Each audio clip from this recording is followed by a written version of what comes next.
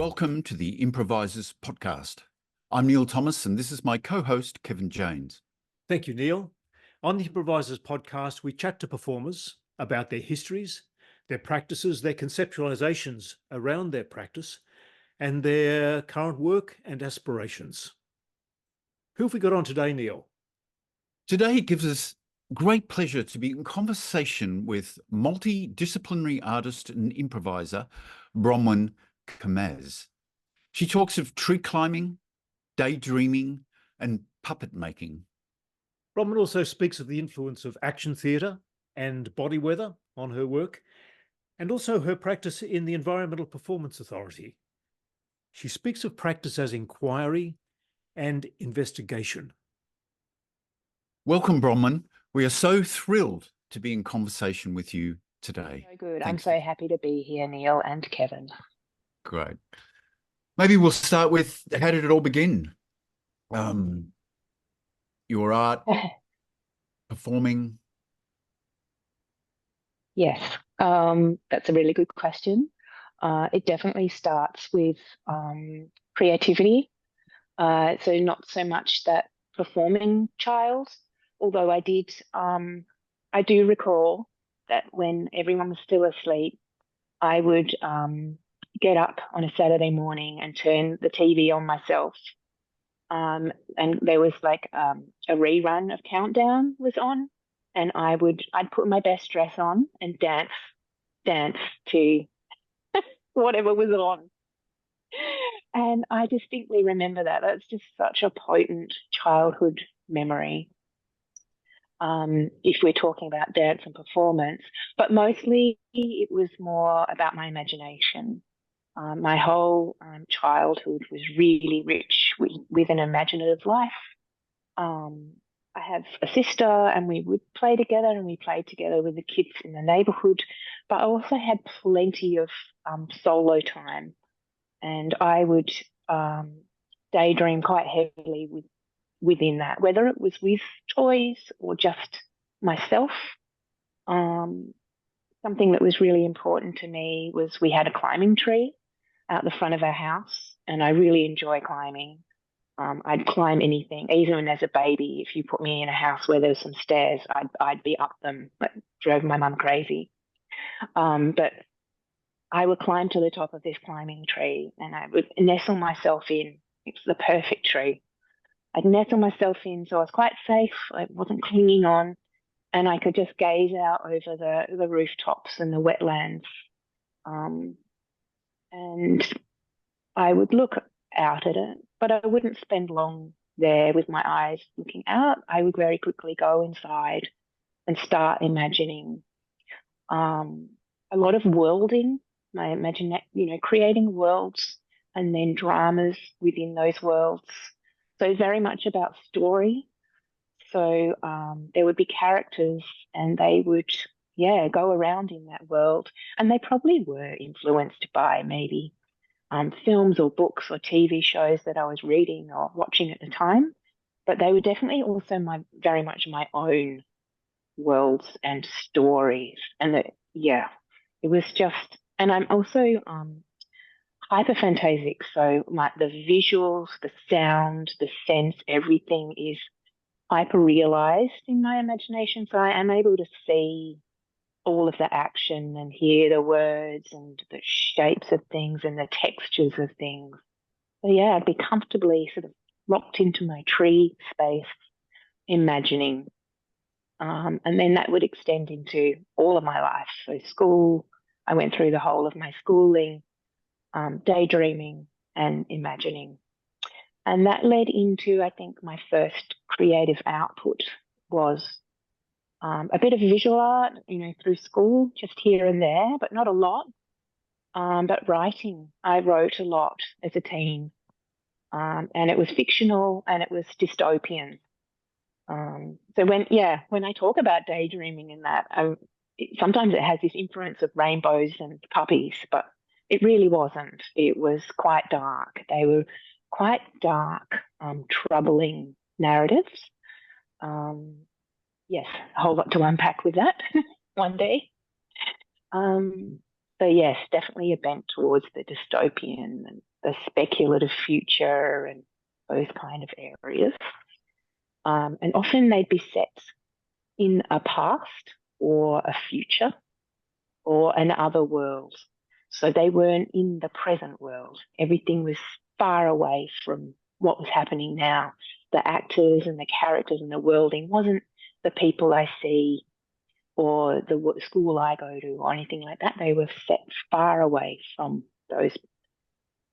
me, I think. Yeah. So that was creativity. And I ended up going to art school. So I ended up going to visual art school.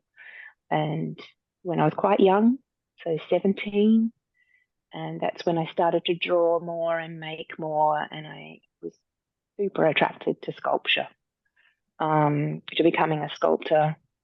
And so I was so dedicated. I was working as well, working and studying, and I just kept going to the head of the school when it was time to enroll for a few more classes and go, just the sculpture ones, please. I just want to do it. And he's like, oh, you need to do a bit more. You've got to do some art theories. And yeah, I'll do that later. I just want to do sculpture. So I just chomped in just so many, like all of the sculpture units. And then because they keep putting more out, and I just kept doing more and more and more. Eventually I did the other units, but yeah, I was very focused on this. And so that was, TAFE. And then I went to university. And through this time, I was working in sculpture and textiles, drawing, a lot of drawing and art theory. I also studied cultural studies when I was at uni. So there's definitely a real drive and excitement around anything social. So social, like how we behave as humans, but social structures that talk about how we behave in a much broader context. They're always been real drivers. And just as I'm talking, I'm wondering whether, these sort of imaginative worlds around possible futures actually ties into that sense of the global and how humans behave, but how they behave in a societal way rather than a sort of psychology way. So that was, that was making, visual art world. I exhibited all of the things. But as a side passion, I was really interested in puppetry. I adored puppetry as a child. I was really lucky to see Philippe Chanty, who came to Australia a few times, and some other really incredible puppetry shows. And so it was always this side love, and I always wanted to be part of it. And then one of my sculpture lecturers turned out to have been a puppet maker in our main puppet theatre in Perth, which is where I grew up and went to art school. And so that led me to doing little workshops in puppet making. But then sometimes, because they were puppet making, we do little performances as well, which, never done anything like that. So I started to develop just a little bit of performativity, some performance art into my sculptural practice, just hints of it. Like when you have like a little crit or the teachers are coming around to look at your work, I might be in my work doing a task. So it's quite task orientated, cleaning, plaiting fiber, just hinting at that performativity, which I want to mention because there is a main turning point, a big, this is where things switched over, but that it was starting to simmer slightly before that. But the big turning point was when we had a huge international puppet festival come to Perth, tiny little Perth. This is a puppet international puppet festival that's only every 4 years, and the scale of bidding, cities bid for it like the Olympics, and they have, for puppetry, right? They bid for the opportunity to have this festival. And apparently when Perth won, the Russians stormed out in a big huff because they were furious that this little Australian city had beat them. But anyway, I just saw, and I volunteered on it, I worked on it. I just totally immersed myself in this festival. They had the most incredible acts from all over the world. And it just blew me away. I was like, this is incredible. But they also had the VCA course. The students did some shows, but they had all the brochures for the course. And I was like, that's it. I'm packing my bags and I'm going to Melbourne to do this course. And that's all. I was just like, I have to do this. I wasn't thinking I'm going to become a performer. I probably thought I was going to become a professional puppet maker, but I don't recall. So that's my huge turning point. I got to the VCA. I obviously was fine with making because the course was really holistic. It taught making, it taught performance, it taught teching, everything you would need. So I found that, yeah, making, fine, had all the skills. Performing, no, no skills, and terrified. Like my first solo, I just wanted to die. It was the most, and I'm sure you've heard many performers talk about their anxiety around going on the stage, but I do understand what that feels like. It's incredibly difficult. It's one of the most challenging things I've ever done, that first performance. That whole year was extremely challenging, actually. It really stretched me. And it was the performance side of it, that having to put myself, we did a unit in clown. We just had to come out and say, you know, hi, my name is Bronwen. And I kept getting told to get off because I wasn't being authentic. It's terrifying. Yeah. Yeah. But that was my turning point. And then, so that's performance. But that was just a year. And then they cancelled the course. So I couldn't go on to the second year. And then I was like, oh my God, well, I loved it. Actually, by the end of the year, it was still, I was still nervous about performing, but I was just so excited. I loved it. It was incredible. And I had things, you know, shows with friends coming up after that. I stayed in Melbourne, obviously. And I just looked for any kind of workshops or training or nightly training that would, you know, keep developing what I'd just started. So that meant I looked at physical theatre mostly, physical theatre, which led me to meet people, so many people, and that's how I got into improvisation, through workshops and classes and meeting people. Yeah, that's my turning point in my journey, and that's where my improvisation journey began. Wow, Bronwen, what a journey, and what a multifaceted story. I'm sort of thinking. I have watched you perform over quite a number of years now, and that transformation, I guess, from that first VCA experience to what you now seem so well able to do. It's remarkable.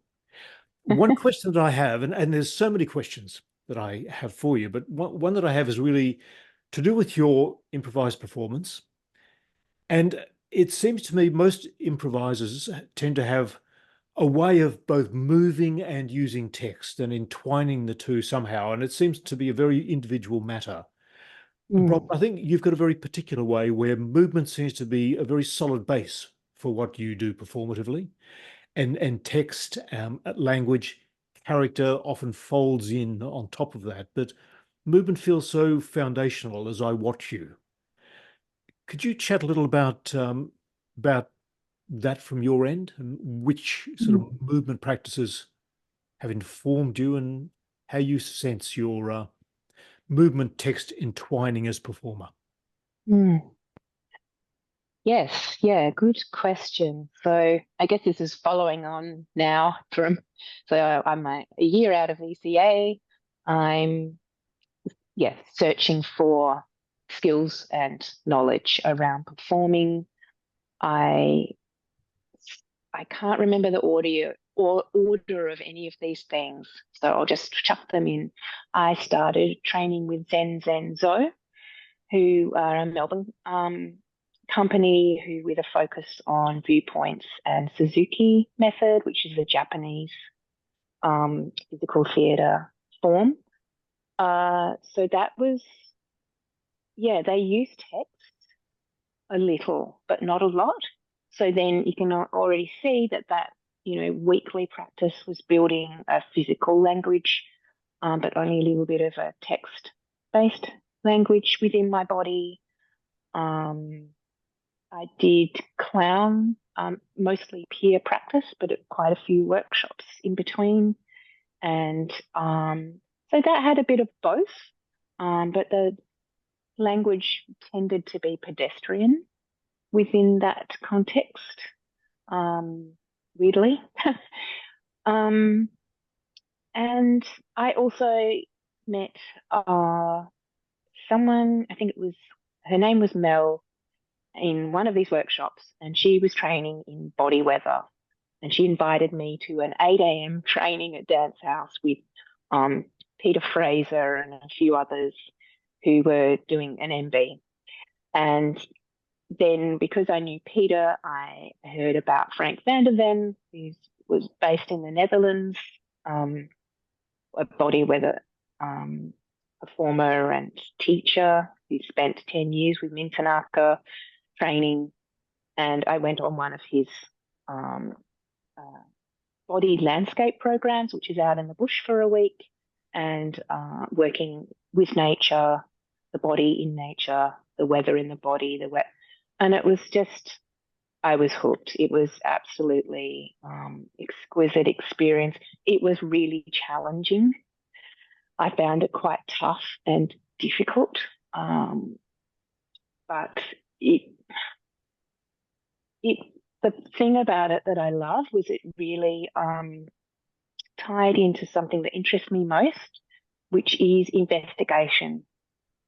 So the Zen Zo, which I really enjoyed, was challenging, physically challenging, as in my body really could not keep up with the task.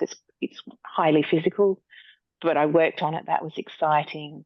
But with the body weather, it reminded me of my visual art practice, which is where you're really investigating social theory, current, world theories, ideas-based, which I don't mean conceptual art. I mean, you're asking questions all the time. And that's what I find really exciting as in my art practice, that it's not, I enjoy moving my body and dancing around, which I do love. It's that inquiry and that sort of intellectual side of it. And again, I don't just mean intellectual in the head.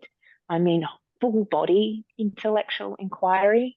And that's what body weather gave me. So I think, and then I went on to train in that as much as I could, and went to Sydney and trained with Tess when I could. So that really excited me. And then again with the, your question about language, text and movement, then again we're seeing with the body weather, we did use text again, but it was sort of using language as a material rather than as a storytelling device. And then I also did a lot of action theatre, and Danielle Cresp actually features quite highly in my formative years because she was the one I met at a clown workshop and then invited me to help co-run the peer practice there, which meant so then I was definitely going every week. And she was the one who invited me to train with Andrew Morrish, which obviously had a huge impact on my improvisation journey. And so I did a lot of workshops whenever I could with Andrew. So yes, but then also Danielle started her action theatre classes, and I did a lot of those, quite a lot. And Ruth Sapora's action theatre is a training for improvisers, and it does Reef very much works with, yes, this sensation and movement, then adding on sound with that, so sounds from the body, and then allowing text to come out of that. So I think, to answer your question, that, yeah, that's quite deeply embedded.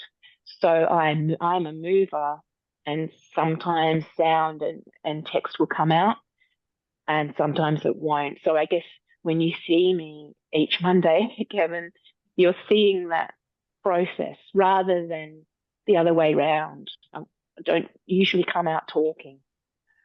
I'm really intrigued by this, the daydreaming from childhood and the creation of these worlds.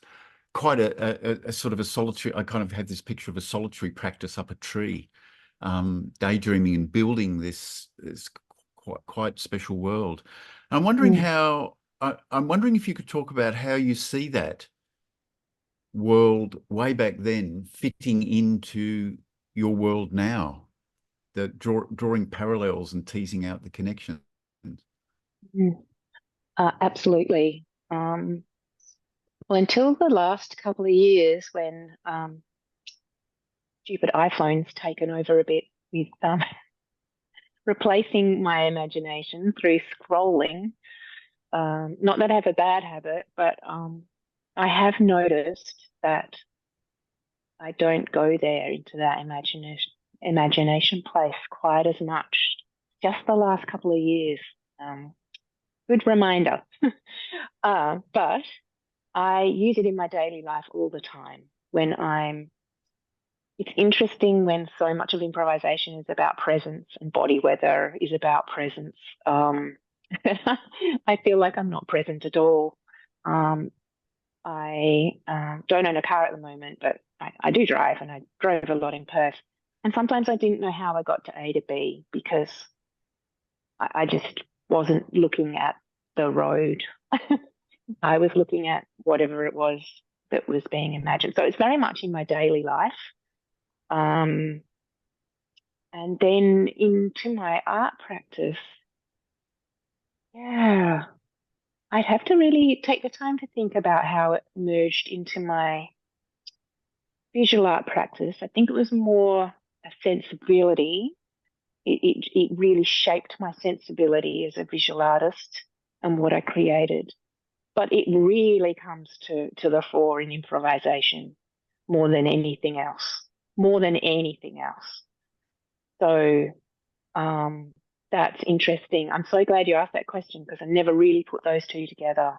How out of all the creative forms, even writing, it's and the writing's almost directly from this imagination, but how the improvisation, because it's spatial, allows me to create that world in the present.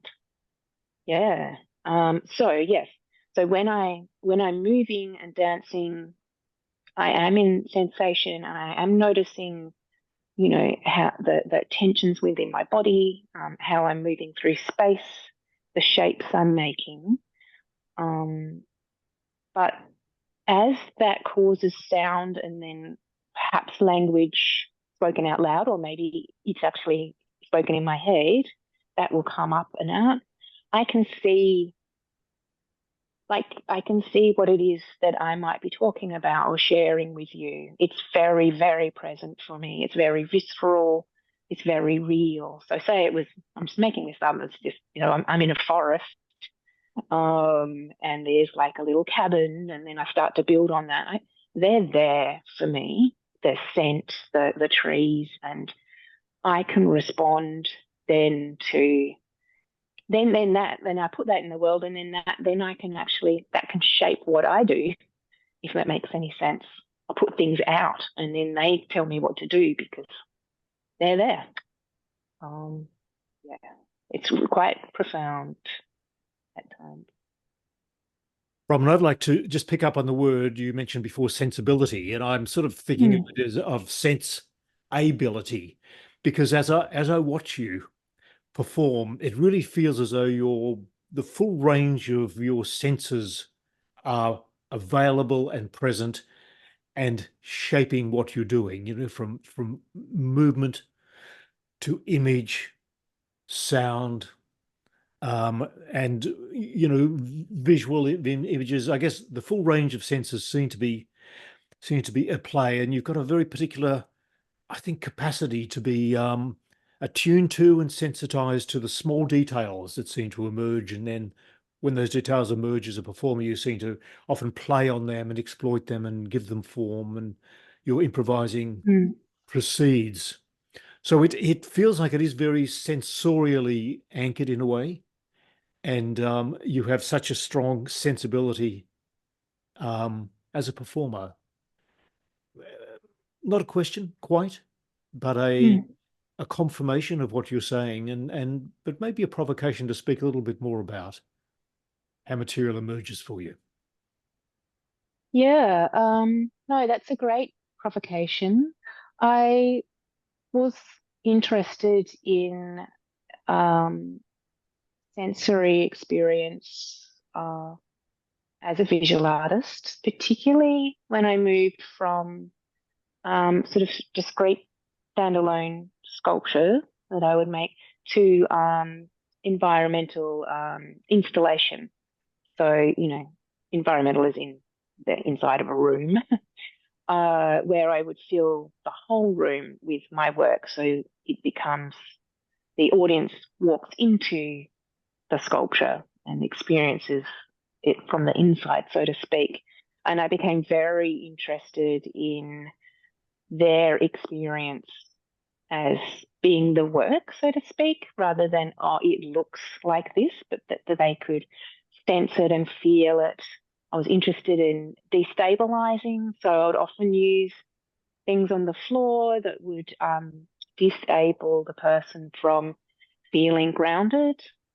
I would use scent to sort of, yeah, just really, I wanted to change the environment they were in as much as I could when it was, you know, just a room in a gallery or at uni, with all of the senses, texture and sound. I would use all of them, texture and sound and scent, and yes, so that the visual became equal with all of the senses. So that was very much an interest of mine. I just wanted, yes, I became more and more interested in, it's about that experience. And it's really interesting to reflect back on that, and that was there in my visual art practice over the last few years before I moved to Melbourne, into working in, you know, photo and body weather and this sort of, and that phenomenology of the sensing body. And that when I was at art school, and we were asked to choose papers to, write essays on or whatever, I hated phenomenology. I found it really wishy-washy and annoying, and I'd be like, oh, I'm not writing a paper on that. And I always wanted to write things about, you know, social structural ideas like Foucault, and so that, and then, you know, I've fallen in love with phenomenology now. I know more about it. Yeah, interesting shift.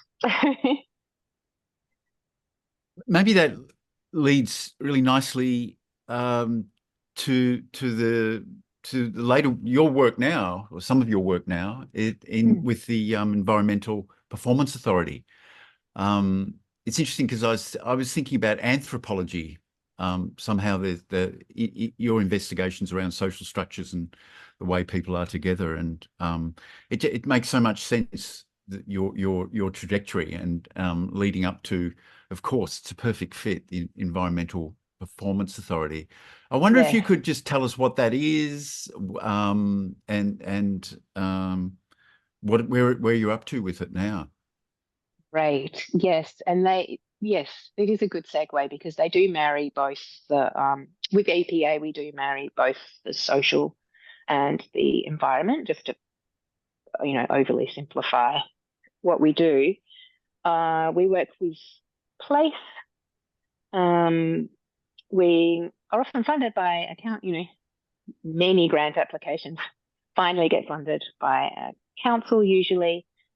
We choose a place. We might have, a light, loose concept to work with, but mostly it's about allowing the place to tell us what the work is.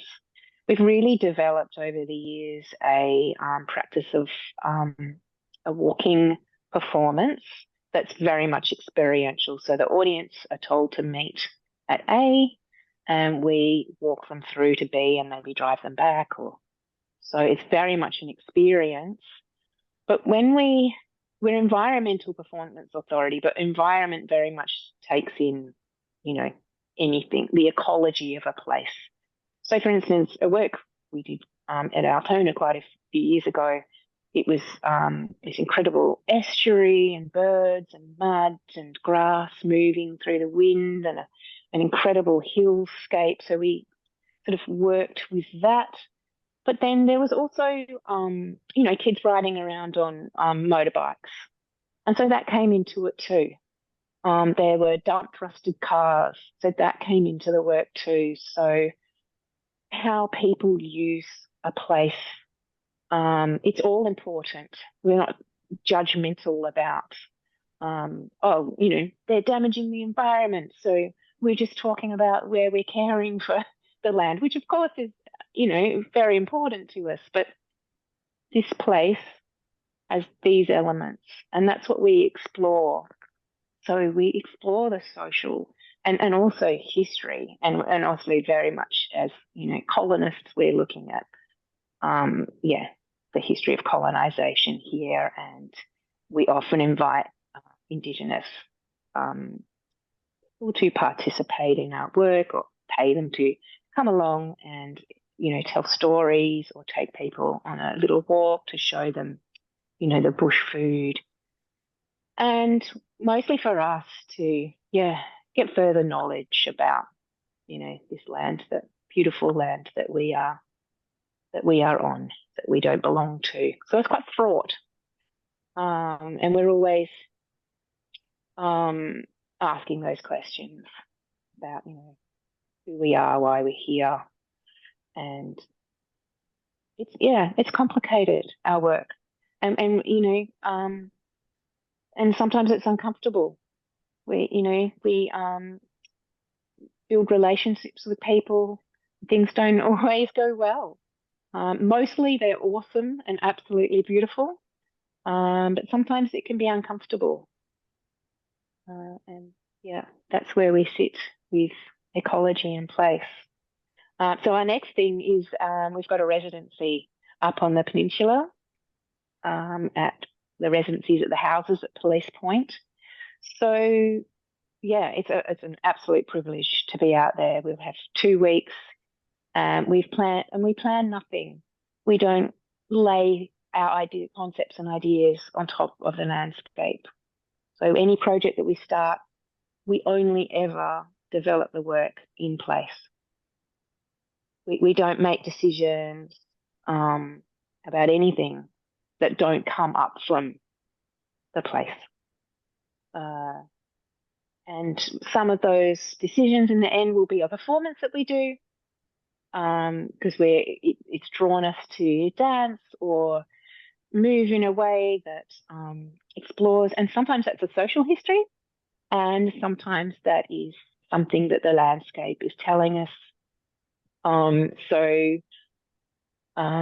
landscape one was we found this huge tumble of rocks under a freeway, and that pulled us into rolling very slowly down, which was quite intense from an audience perspective, but it was actually really beautiful to do. Absolutely beautiful. And then a performance in the same show, it was along the Yarra, and there had been a swimming pool. So they'd cut steps in and bought, we've got all the photos to show people, but we dressed up in really naff bathing costumes and bathing hats and did a choreography of like synchronized swimming, but on the land. So we very much moved between, social history and, the place and a sensory exploration of place. But that very much is those two things. From acknowledging what you mentioned before about investigation and inquiry, it always struck me as in witnessing your work over time that you are those sort of terms are central, and you are an explorer in ways of performative prospects. I'm wondering if you could talk maybe a little bit more about your experience and emergent knowings around actually improvising. What does the term mean to you now? And can you bring us into the sort of anything further about the details of your experience as improviser in the world of performance? Yes, I do like to get up with nothing, like no score. But having said that, I do tend to do not what I did last week. So whatever I do, there's always that there. Or the week before, or the week before that. Maybe something I did 6 months ago. But I don't know where that comes from. I think it might come from Ruth Sephorah's action theatre, where there's a lot of, shift, change. If you're working in this level, change to this level. So that's deeply embedded in my practice, is do something different this week, which is probably answers the question from before about sometimes text, sometimes not, because there's that. But that's, a minor note. That doesn't really shape what I do at all. And often, the whatever it is that comes to me ignores that anyway. I very may well do what I did last week. But that does impact a lot on what comes up and out when I improvise. So I jump up with nothing. I tend to start by finding a place. And it might be moving towards that place and starting the movement even then, or it might just be a pedestrian walk. And again, it's like, I was close to the audience last week, it's far away. I'm not actually thinking that, but it's so ingrained, I don't think it at all. I just know that I find a space in the room. The other thing that really calls me is what's in the place. I'm very, if the curtains curled a bit and it's revealing that white tab, or, there's a broom in the way, I'm often drawn to those little changes in a room, or things that stand out, a new table, the stage, anything like that will draw me. And sometimes I know it's there, but I'll go in the opposite direction, but then I will find it. So there are those little things that shape that those beginnings, and that sort of warming in. But I still don't know what I'm doing for the improvisation, but I do know that broom is there. Someone left that curtain open. I did this last week. So there's these little shaping elements. But from there, it's mostly sensation and moving, and finding through my body how my body wants to move. And I really have no idea what that's going to be. I often want to jump up and dance around quite vigorously, and rarely do that. So I don't know what that is, putting my desire aside or something. But and it's and so I'm moving. I'm aware of the audience very much. I'm very aware of people looking at me, but not each individual. Just this sort of haze of attention. Like the attention is so intense, is quite palpable. The being seen is really strong, and I can really sense that, and I can sense it with my back turned. It's just there, this big thing, like a giant eye staring at me.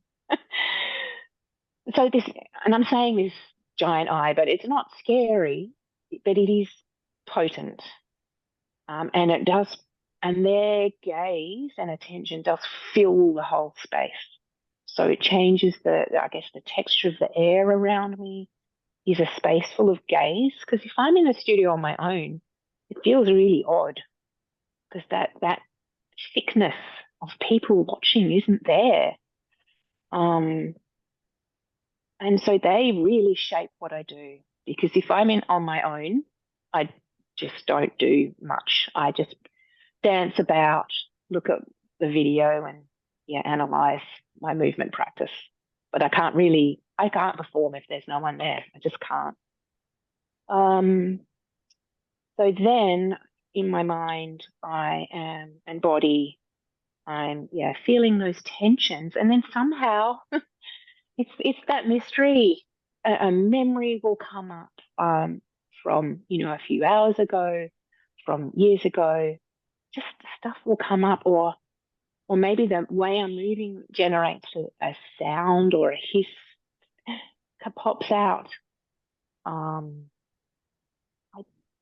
don't really hear.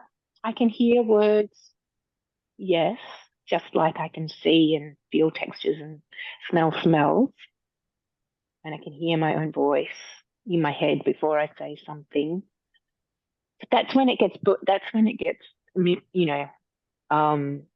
a big sort of mystery. Like, stuff just starts to emerge. I'm not sure what to say there, and I'm still figuring that out. It's quite magical.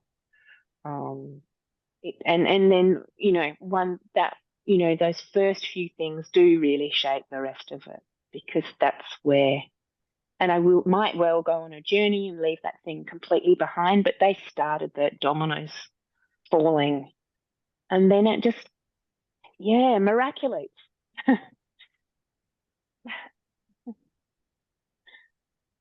Wow, I love listening to that, and I'm sure everyone listening will be able to relate to that explication of your process. I think that might be a great point to end on. Thanks so much, Bronwen. Thanks for unpacking your history and thoughts, and clearly why you love improvisation so much. Thank you so much.